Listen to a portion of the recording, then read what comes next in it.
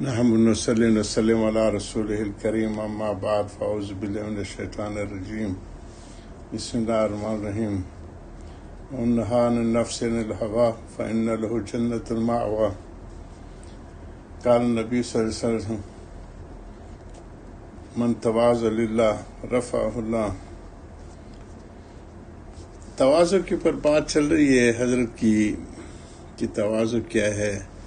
آج کل ہم تجارتی آئیے بیٹھیے کھائیے، جو ایک تجارت ہوتے یا بزنس مین ہوتے جو اپنی دکان پہ اپنے کاروبار کو چمکانے کے لیے جو اختیار کرتے ہیں اس کو تواضع سمجھتے ہیں.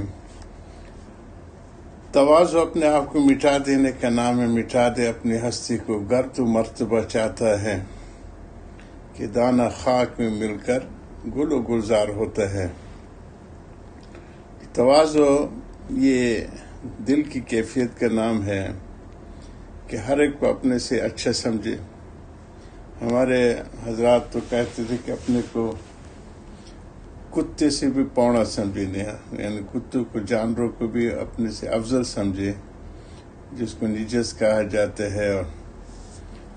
اور اس کی شرح یہ فرماتے ہیں کہ چونکہ باقی ساری چیزیں مطیع ہیں، ایمان والے ہیں، اللہ سبحانہ تعالیٰ پہ ایمان رکھتی ہیں، ان کی نظر خالق سے ہٹتی نہیں ہے. ان کی ذکر اور عبادت ان کو معلوم ہے، وہ اس میں لگے رہتے ہیں. اور ہم جو ہے ہر وقت اطاعت سے ہٹ جاتے، بے ایمان ہو جاتے ہیں. اس لیے اس کو اپنے سے افضل سمجھنا چاہیے. تو اصل تو یہی ہے کہ ہر انسان کو اپنے سے افضل سمجھے. اور ہم جو ہے ہوائے نفسانی خواہشات کے چکروں میں اپنے کو سب سے افضل سمجھتے ہیں. بلکہ یہ جو فرعون کے جملہ قرآن میں ہے، انا ربکم الاعلی، ہر ایک اس مصیبت میں مبتلا ہے کہ بس میں ہی ہوں، باقی جو ہے اس شے نہیں ہے، کچھ نہیں ہے. اس میں نے تباہ کے شیطان کو، جو شیطان بنایا اس میں نے بنایا. تو حقیقی تواضع تو یہ ہے کہ اپنے سے ہر ایک انسان کو اچھا سمجھے اور اپنی گرنتی اپنے عیبوں کی خبر آیاں تھے سب کے عیب و ہنر، جب پڑی اپنے عیبوں پہ نظر جہاں میں کوئی برا نہ رہا. اس پہ ہماری بات چل رہی. حضرت کی اخلاق پر ایک قصہ یاد آیا. حضرت فرماتے ہیں ایک گاڑی بان اپنی حکایت بیان کرتا ہے. جو گاڑی چلانے والے تھے اس وقت ہاتھوں سے بھی چلاتے تھے، رکشے بھی ہوتے تھے، بیل گاڑیاں بھی ہوتی تھی. آج کل تو ساری میکینیکل ہو گئی ہیں بہت سی چیزیں. تو گاڑی بان اپنی حکایت بیان کرتا تھا کہ ایک مولوی صاحب سے کریمہ پڑھا. کریمہ ببخش، یہ فارسی کی دعا ہے جو نعت کے انداز میں ہے، وہ پڑھتا تھا. فارسی اور عربی ہمارے ہاں بہت پڑھائی جاتی تھی، اور فارسی بڑی شان والی ہے. ایک روایت میں آتا ہے کہ اہل جنت کی زبان اور عربی و فارسی ہوگی. کچھ فرشتوں کی تسبیحات کا بھی آتا ہے کہ وہ فارسی میں تسبیحات، حاملین عرش جو ہیں ان کی تسبیحات فارسی کی ہیں. ایک روایت میں آتا ہے کہ حضور صلی اللہ علیہ وسلم کو جبریل امین نے فارسی بھی سکھائی تھی. تو یہ تو اس رخ پہ آ گیا. بہت شاندار مولانا جامی کی جیسے نعت ہے. اسی طرح یہ حمد اور دعا ہے کریمہ ببخش، اور اس وقت پڑھائی جاتی تھی یہ جی. تو بعد صبا آج ضرور مدینہ گزر کن، یہ مولانا جامی صاحب کی رحمہ اللہ کی فارسی کی مرکت الارا وہ नात है बाहर के, तो वो पढ़ा करता था, उससे दुआ करीमा भी बख्शे।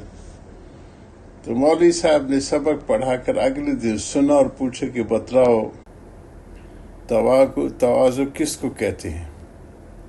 कहा जी कोई आया, उसको हुक्का दे दिया, पान खिला दिया, बिठा लिया, उन्होंने खूब पीटा। इस किस्से को सुनकर तो लोग हंसते हुए हैं, क्योंकि एक जाहिल और गांव का गंवार का किस्सा है। लेकिन आजकल की तालीम याफ्तों के अखलाक और तवाज़ु देखिए तो इसकी हकीकत भी इससे ज़्यादा नहीं। जिसको इस गंवार ने तवाज़ु कहा था, झुकते बहुत हैं और नरमी से बोलते हैं, लेकिन दिल में तकब्बर भरा हुआ है। अना रब्बुकुमुल आला वाली बात जो मैंने शुरू में की ना, हर एक के दिल में अपने कमालात और मनाक़िब और उसके ऊपर नज़र है जी। और यही चीज़ शैतान को शैतान बनाने वाले अना खैरुम मिन्हु, और फ़िरौन को कि अना रब्बुकुमुल आला। तो ये ऐसी स्याह चीज़ है जो दिलों को, दिमाग को स्याह कर देती है। इससे मैं दोस्तों से कहता हूँ कि हर अमल में नूर के हुसूल की नीयत किया करो कि उसका नूर जो है असल इल्म है। लैसा इल्म बकसरत रिवाया और मकाल, ये इल्म नहीं है कि बस बहुत सी बातें कहने का ढंग आ गया है या कुछ मजमून लिखने का ढंग आ गया, बल हो नूर, वो अल्लाह की तरफ से एक नूर है। इल्म जो है यक्सिफ कुलूब, उसको में जागुज़ीन होते वह नूर, जो फ़र्क बैन हक़ और बातिल, जिससे वो हक़ और बातिल में तमीज़ कर लेते जी। तो यही अखलाक तवाज़ु देखे, उनकी हकीकत भी इससे ज़्यादा नहीं। जिसको उस गवार ने तवाज़ु कहा था, झुकते बहुत हैं, नरमी से बोलते हैं, लेकिन दिल में तकब्बर भरा हुआ है।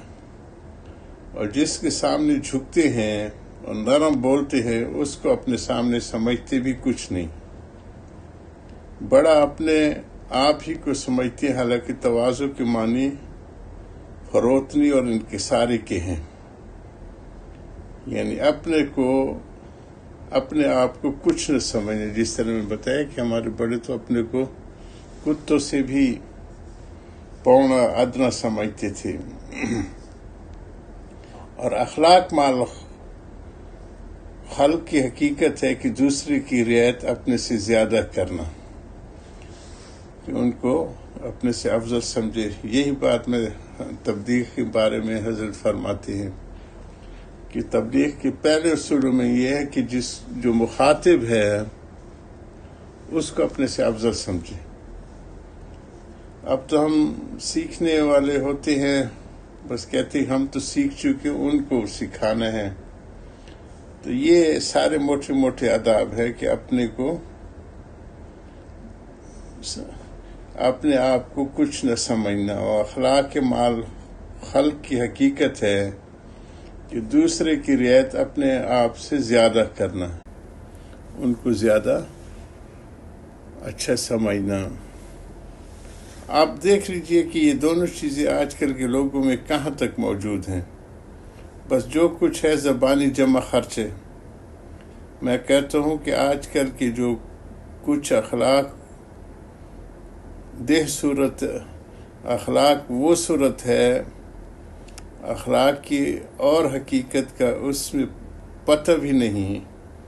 हकीकी अखलाक वो हैं जो उन बुज़ुर्गों में थे, जिनकी हिकायात आपने सुनी।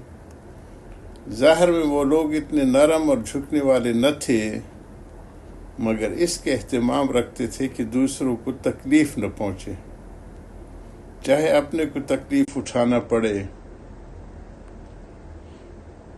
حضرت کی ان باتوں کو جاری رکھیں گے. وآخر دعوانا الحمدللہ رب العالمین. یا ربی صلی وسلم دائما ابدا علی حبیبک خیر خلق کلہم. اللہم صلی علی محمد عبدک ورسولک. صلی علی المؤمنین والمؤمنات والمسلمین والمسلمات. سبحان ربک رب العزت عما یصفون وسلام علی المرسلین والحمد